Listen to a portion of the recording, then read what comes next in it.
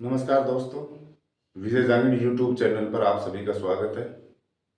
दोस्तों, इस क्लास में हम आज जानेंगे कि इंग्लिश में जो बहुत सारे शब्द हैं उनमें किस किस भाषा के शब्द हैं।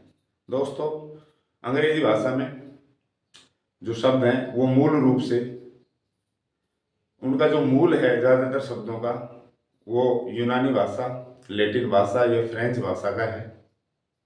तो इस क्लास में हम जानेंगे कि लैटिन वर्ड्स, अंग्रेजी के जो भी शब्द हैं, हम कैसे पहचानें कि ये लैटिन वर्ड है या ये ग्रीक वर्ड है।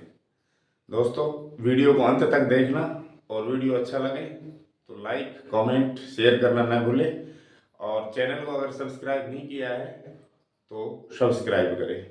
तो चलिए जानते हैं कि अंग्रेजी भाषा में हम कैसे पहचानें कि ये शब्द लैटिन है या ये शब्द ग्रीक है। चलिए देखते हैं। Greek words. दोस्तों, ग्रीक वर्ड्स जो भी हैं वो या तो साइंस में या मैथ में या मेडिकल में या दर्शन में, फिलोसफी में या तकनीकी क्षेत्र में काम में आने वाले शब्द होते हैं।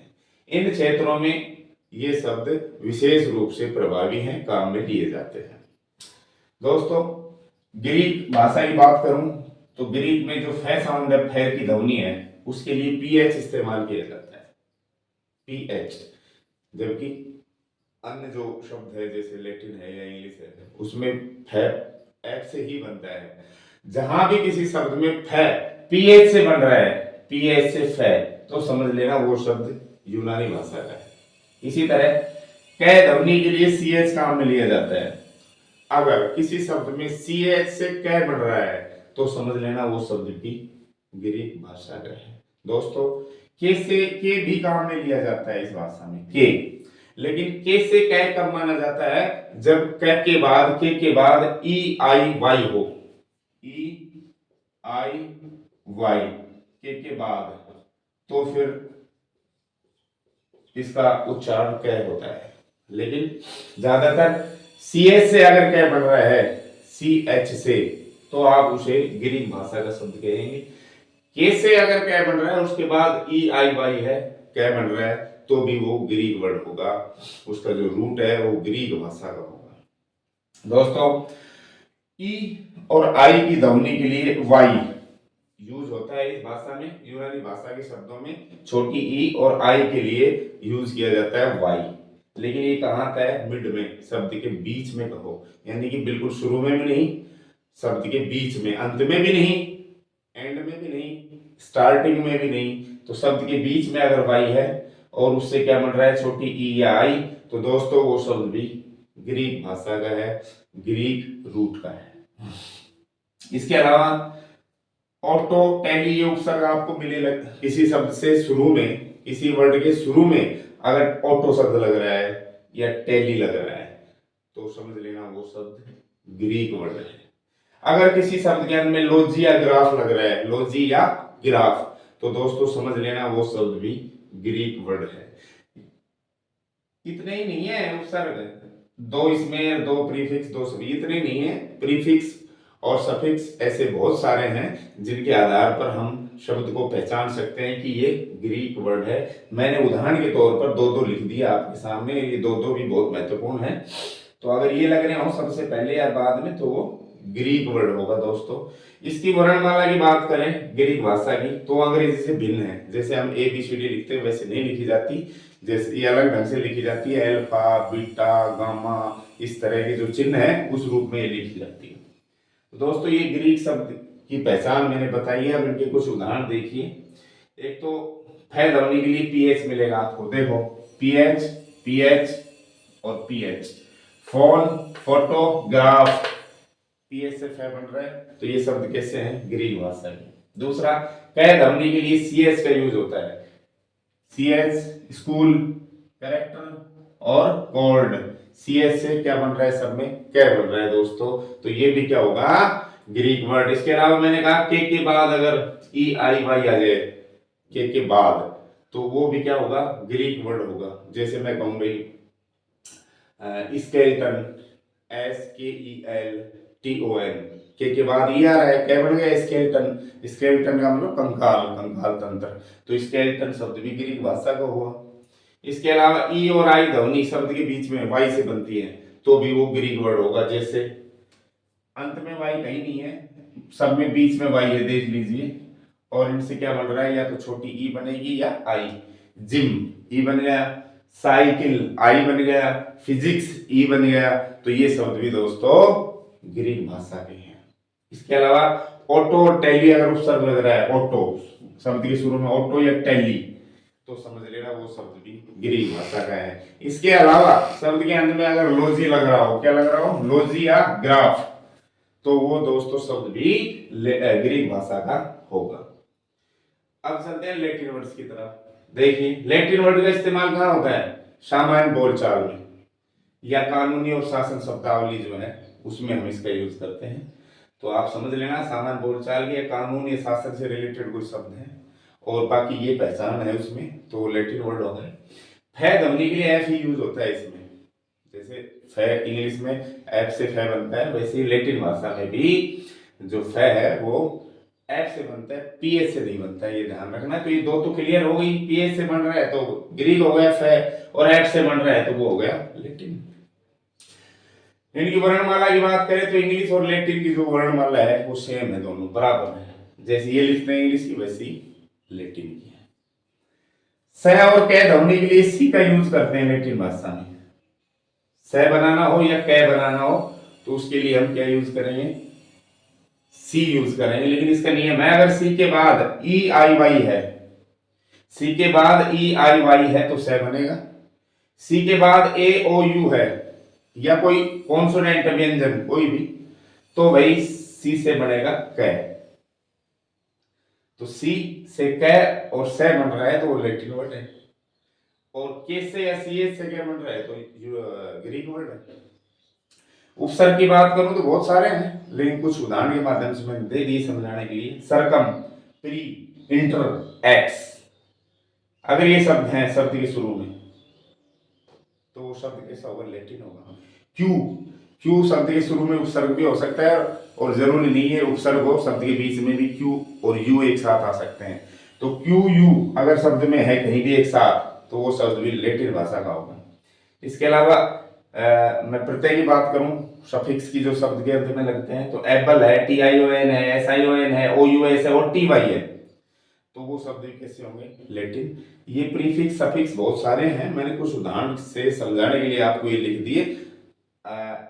ये अलग से मैं आपको अभी बताने जा रहा हूँ कि लैटिन और ग्रीक जो सफिक्स हैं, प्रीफिक्स वो कौन कौन से हैं, ताकि हम अच्छे से शब्दों की पहचान कर सकें। तो दोस्तों मैंने एक तो ये कहा था कि वाई, वाई से अगर ई आई बन रहा है, वो भी शब्द के बीच में, वाई शब्द के बीच में आए तो वो ज्यादातर मोस्टली ग्रीक वर्ड होंगे। लेकिन शब्द के अंत में अगर वाई आता है, जैसे टी वाई आएगा, तो वो लैटिन शब्द है, ये ध्यान रखना। आप कुछ उदाहरण से समझते हैं, देखिए। फै ध्वनि के लिए एफ काम में लिया है मैंने, फैमिली, फार्म, फैक्ट और फॉर्चून, एफ से बन रहा है, ठीक है। इसके अलावा से और कै ध्वनि के लिए देखो, ई आई और वाई आता है तो से बनेगा, सेंट, सिटी, सेल। और ए ओ यू या कोई व्यंजन आए तो क्या बनेगा, ए ओ यू। देखिए कैट, कॉम, कप, क्या बन रहा है, तो सी से क्या भी बन रहा है, से भी बन रहा है, तो समझ लेना वो शब्द लैटिन भाषा का है। इसके अलावा सरकम, प्री, इंटर, ये क्या है, उपसर्ग है। सरकम, प्री और इंटर अगर ये किसी शब्द में लग रहे हैं तो वो लैटिन भाषा का शब्द है। या एक्स लग रहा हो, एग्जाम्पल, एग्जामिन और कॉम्प्लेक्स, देखो लास्ट में भी है ई एक्स, है ना।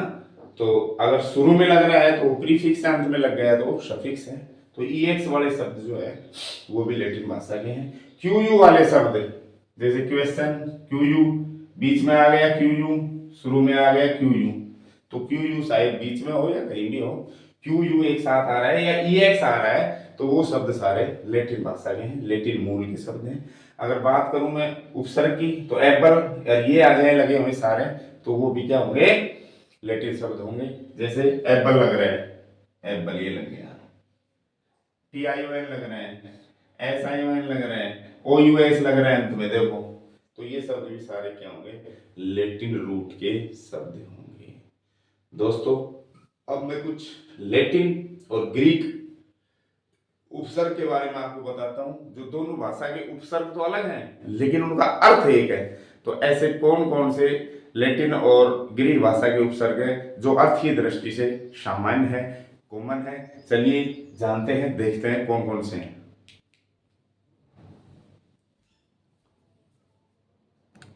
चलिए इस कॉन्सेप्ट को और क्लियर करते हैं। दोस्तों ये लैटिन उपसर्ग हैं, ये ग्रीक उपसर्ग हैं। उपसर्ग दोस्तों इतने ही नहीं है, और भी है बहुत सारे। मैंने लैटिन भाषा के और ग्रीक भाषा के सिर्फ वो प्रीफिक्स लिखे हैं जिनका अर्थ समान है। जैसे यूनी और मोनो, इन दोनों का अर्थ समान है एक। भाई किसी भी शब्द में लग रहे हो, चाहे यूनी लग रहा हो या मोनो, तो यूनी लग रहा है तो वो शब्द लैटिन होगा, मोनो लग रहा है तो वो शब्द ग्रीक होगा, लेकिन अर्थ दोनों का क्या निकलेगा, एक। जैसे यूनी से मैंने बनाया यूनिफॉर्म, यानी कि एक रूप। यूनिफॉर्म का मतलब एक रूप, यानी ऐसी पोशाक जिसको पहने तो सभी एक जैसे दिखें, यूनिफॉर्म। मोनो है, जैसे मोनो का भी एक ही है, जैसे मोनोलॉग। मोनोलॉग का मतलब एकालाप, एक व्यक्ति का बोलना। एक व्यक्ति अगर अभिनय कर रहा है स्टेज पर अकेला ही तो वो मोनोलॉग हो जाएगा। तो मोनो मतलब एकालाप, एक, मोनो मतलब एक। तो यूनिफॉर्म लैटिन वर्ड हो गया और मोनोलॉग ग्रीक वर्ड हो गया। दोस्तों ये इसलिए बता रहा हूं ताकि आप अंग्रेजी भाषा में जो शब्द है उनमें से लैटिन शब्दों को अलग निकाल सके, पहचान के, और ग्रीक शब्दों को अलग से निकाल सके, बता सके कि ये ग्रीक वर्ड है। इसी तरह बाई या डू, डी यू, इसका अर्थ होता है दो, ठीक है, और ग्रीक में होता है डाई। लैटिन में होता है बाई और ग्रीक में होता है डाई। दोनों का अर्थ क्या है, दो। जैसे बाई ऑक्साइड यानी कि दो ऑक्सीजन के परमाणु, डाई ऑक्साइड यानी दो ऑक्सीजन के परमाणु। तो बाई या डाई एक ही अर्थ है। जैसे बाई साइकिल, दो चक्कर, दो पहिए। इसमें डाई ऑक्साइड यानी कि ऑक्सीजन के डाई यानी दो परमाणु, तो अर्थ वही है डाई का और बाई का सेम। आगे देखिए सेमी। सेमी शब्द का मतलब होता है आधा। लैटिन में सेमी और ग्रीक में हेमी, अर्थ दोनों का एक है। फिर बता रहा हूं मैंने सिर्फ वही प्रीफिक्स लिखे हैं जो ग्रीक और लैटिन के दिखने में तो अलग है लेकिन अर्थ उनका सेम होगा। तो सेमी और हेमी का एक ही अर्थ है, क्या है, आधा। जैसे सेमी सर्कल, आधा सर्कल यानी अर्धवृत्त, और वैसे हेमीस्फीयर यानी धरती का आधा हिस्सा यानी कि गोलार्ध। तो हेमी और सेमी दोनों का एक ही अर्थ है। ओमनी और पैन दोनों का अर्थ एक ही है। ओमनी और पैन का अर्थ है सब, सभी, सर्व, सभी, यह अर्थ होता है। तो जैसे ओमनी से मैंने बनाया ओमनी पोटेंट, पोटेंट मन सर्वशक्तिशाली, और ओमनी मन सर्व, सभी में शक्तिशाली, सर्वशक्तिशाली हो गया ओमनी पोटेंट। वैसे जैसे ओमनी प्रेजेंट, प्रेजेंट मन उपस्थित, ओमनी मन सर्व, जो हर जगह उपस्थित हो, सर्वव्यापी, ओमनी प्रेजेंट। तो पैन का अर्थ भी यही है, सर्व। जैसे पेनेशिया, पेनेशिया का मतलब है सर्व, यानी कि पेनेशिया यानी वो औषधि जो सर्व सभी बीमारियों का इलाज कर सके, रामबाण औषधि, पेनेशिया। इसी तरह मल्टी और पोली दोनों का अर्थ है क्या, अनेक, बहु, अनेक अर्थ होता है दोनों का, मल्टी और पोली का। तो जहां मल्टी लग रहा हो उसको आप लैटिन वर्ड बोल देंगे, जहां पोली लग रहा हो दोस्तों उसको यूनानी शब्द या कहूं कि ग्रीक वर्ड आप उसको बोल देंगे। जैसे मल्टीमीडिया, सर्व, अनेक मीडिया, अनेक तरह का मीडिया है, फेसबुक है, टेलीग्राम है, इंस्टाग्राम है, यूट्यूब है, तो मल्टीमीडिया हो गया। उसी तरह पोली लगा लो, पॉलीगोन, पॉलीगेमी, पॉलीगेमी का मतलब बहुविवाह, यानी कि एक से अधिक औरतों, लड़कियों के साथ शादी, पॉलीगेमी, बहुविवाह। या पॉलीगोन कह दो, यानी एक से अधिक वो भुजा जिसमें वो आकृति जिसमें अनेक भुजाएं हो, यानी बहुभुज हो जाएगा ना, पॉलीगोन। और मैंने पहले बताया था कि ग्रीक वर्ड्स जो हैं वो मैथ, साइंस और तकनीकी में ज्यादा से ज्यादा यूज किए जाते हैं ग्रीक वर्ड्स। ये बहुभुज है, ये साइंस की बात हो गई, ये गणित की बात हो गई, तो इनमें ज्यादा यूज होते हैं ये। इसी तरह सुपर का अर्थ होता है ऊपर, सबसे ऊपर, सबसे ज्यादा, श्रेष्ठ, ये भी अर्थ होता है सुपर का। उसी तरह हाइपर का अर्थ भी यही होता है सेम। तो सुपर वाला शब्द तो लैटिन है, हाइपर वाला शब्द ग्रीक है, अर्थ एक ही निकलेगा।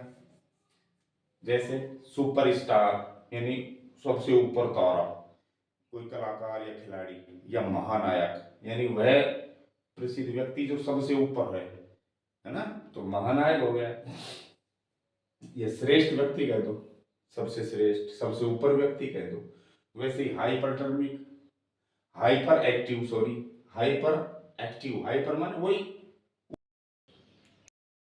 हाइपरटर्मिक, हाइपर एक्टिव, एक्टिव मतलब सक्रिय, हाइपर का मतलब ऊपर, बहुत ज्यादा, यानी बहुत ज्यादा एक्टिव, बहुत ज्यादा क्रियाशील।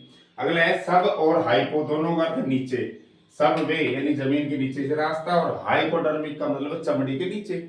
इसी तरह कॉन्ट्रा एंटी, दोनों का अर्थ होता है विरुद्ध। जैसे कॉन्ट्राडिक्ट, बोलने के विरुद्ध, यानी कोई किसी ने बोला उसके उल्टा बोलना, विरुद्ध बोलना, विरोधाभासी बात करना। और एंटीबायोटिक का मतलब जीवाणुओं के विरुद्ध लड़ने वाली दवाई, है ना, एंटीबायोटिक। तो विरुद्ध अर्थ हो गया। एक्स और ई, और ईसी और एक्सो, इन दोनों का बाहर या पूर्व होता है। जैसे एक्सपोर्ट, बाहर भेजना, मतलब निर्यात, या एक्स हस्बैंड, पूर्व पति, है ना। उसी तरह एक्सोस्फीयर, एक्सो का मतलब भी बाहर ही होता है, एक्सो मतलब बाहर, एक्सोस्फीयर का मतलब वायुमंडल की सबसे भारी परत है ना, एक्सो। इसी तरह सरकम और पेरी, दोनों का अर्थ होता है चारों ओर। जैसे सरकमस्टेंसेस यानी स्थितियों के चारों ओर, यानी परिस्थितियां। और पेरीमीटर माने किसी आकृति के चारों तरफ की दूरी, यानी परिमाप, पेरीमीटर माने। इसी तरह इंटर और डाया, दोनों का अर्थ है आर पार या बीच में। जैसे इंटरनेशनल मतलब दो से अधिक राष्ट्रों के बीच में, अंतरराष्ट्रीय। और डायलॉग, है ना, डायलॉग का मतलब लोगों के बीच में बातचीत, यानी संवाद, दो लोगों के बीच में बातचीत, संवाद हो गया डायलॉग। उसी तरह अंदर, अंदर का अर्थ इन और इम, इन दोनों का अर्थ अंदर आएगा। ईएन और ईएम, इन दोनों का अर्थ भी अंदर आएगा। दोस्तों इनका अर्थ अलग भी है, लेकिन मैं फिलहाल इनका वो अर्थ बता रहा हूं जो कॉमन है दोनों में, अंदर। इन और इम लगाने से शब्द ऑपोजिट बन जाते हैं। जैसे एक्टिव से इनएक्टिव उल्टा हो गया, पॉसिबल से इम्पॉसिबल। ईएन लगाने से किसी विशेषण में ईएन लगाएंगे तो उसमें उसको योग बनाना बन जाएगा। जैसे रिच माने अमीर, एंड रिच माने अमीर बनाना, तो अलग भी है इनके अर्थ। लेकिन फिलहाल इन दोनों का और इन दोनों का जो अर्थ है वो एक है, क्या, अंदर। जैसे इनटेक, अंदर लेना, मतलब शरीर में कुछ लेना, डालना। और इम्प्रीजन यानी जेल में अंदर लेना, यानी कैदी बनाना। तो इनटेक और इम्प्रीजन दोनों में अंदर का अर्थ आ रहा है। ईएन और ईएम का अर्थ भी वही आएगा। जैसे एंट्रेप यानी जाल में अंदर डालना, यानी जाल में फंसाना। एम्बार्क यानी जहाज में अंदर जाना, मतलब चढ़ना, जहाज में सवार करना। तो दोस्तों ये कुछ लैटिन और ग्रीक भाषा के प्रीफिक्स थे, जिनको देख करके हम शब्दों को अलग से बता सकते हैं कि ग्रीक भाषा का शब्द है या यूनानी भाषा का। तो और दोनों यूनी और मोनो अर्थ एक ही देते हैं, एक। बाई, डू या डाई अर्थ एक ही देते हैं, दो, है ना। तो शब्द अलग हैं प्रीफिक्स, लेकिन इनका अर्थ एक है। तो इन प्रीफिक्स के माध्यम से आप आसानी से बता सकते हैं कि ये जो शब्द है ये लैटिन है या ग्रीक। यानी ये जो कुछ उदाहरण दे रखे हैं। और ग्रीक वर्ड ज्यादातर साइंस, मैथ में तकनीकी शब्द जो होते हैं ना, उनमें काम में लिए जाते हैं। तो आशा करता हूँ जानकारी आपको अच्छी लगी होगी और अच्छे से समझ आया होगा। वीडियो अच्छी लगी तो लाइक, शेयर, सब्सक्राइब करना न भूलें। फिलहाल के लिए इतना ही। Thank you.